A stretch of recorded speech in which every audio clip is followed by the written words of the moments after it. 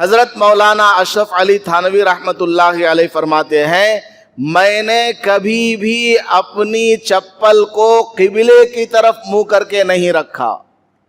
آج ہمارا حال دیکھ لیجئے، ہم لوگ کیا کرتے ہیں، چپل اس طرح چھوڑتے ہیں جیسے جانور پیروں کو ہلاتا ہے۔ مسجد میں آتے ہیں، جہاں چاہے وہاں ہماری چپل پڑی ہوئی رہتی ہے، کامن سینس بھی نہیں ہے آدمی کے پاس۔ اور حضرت مولانا اشرف علی تھانوی رحمت اللہ علیہ نے لکھا ہے میں نے کبھی دوسرے کی چپل کو ہٹا کر اس کی جگہ اپنی چپل کو نہیں رکھا، دوسرے کی چپل کو اس کی جگہ سے ہٹا کر کے اپنی چپل کو کبھی نہیں رکھا۔ اور حضرت مولانا اشرف علی تھانوی رحمت اللہ علیہ فرماتے ہیں میں نام بار بار اس لیے بول رہا ہوں تاکہ نام آپ کو یاد ہو جائے۔ آج ہماری اولاد کو، بچوں کو، ہمارے نوجوانوں کو فلم سٹاروں کے نام یاد ہیں، کرکٹ پلیئرز کے نام یاد ہیں، گنوا دیں گے۔ ان سے کہا جائے ہمارے پیغمبر صلی اللہ علیہ وسلم کے 2-4 نام بتا دو، کان کھجانے لگ جائیں گے۔ بھائی آسمان سے کتنی کتابیں نازل ہوئی، ان کا نام ذرا بتاؤ، وہ سوچ میں پڑ جائے گا۔ کون سی کتاب کس کے اوپر نازل ہوئی، نو آنسر۔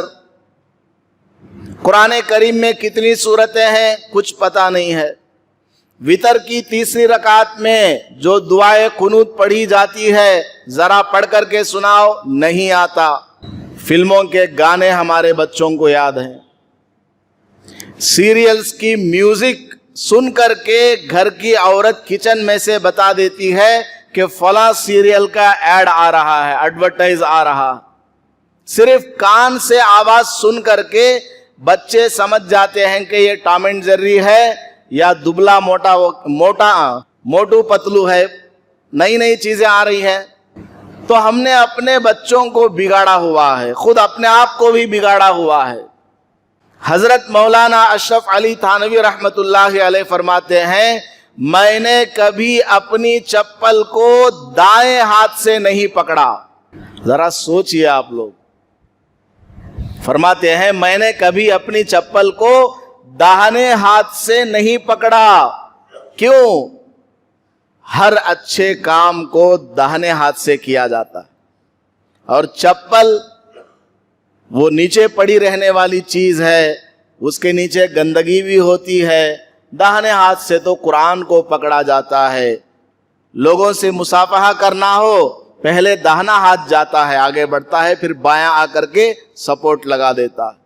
داہنے ہاتھ سے تسبیح پڑھی جاتی ہے، داہنے ہاتھ سے مسواک کو پکڑا جاتا ہے۔ میں ایسے ہاتھ کو چپل کے لیے استعمال نہیں کروں گا۔ کبھی بھی میں نے اپنے داہنے ہاتھ سے اپنی چپل کو نہیں پکڑا، جب بھی پکڑا تو لیفٹ بایاں ہاتھ استعمال کیا۔ مولانا اشرف علی تھانوی رحمت اللہ علیہ فرماتے ہیں میں نے کبھی بھی بچوں کو جس چھڑی سے مارتا ہوں اس کا جو کنارہ ہے قبلے کی طرف منہ کر کے نہیں رکھا۔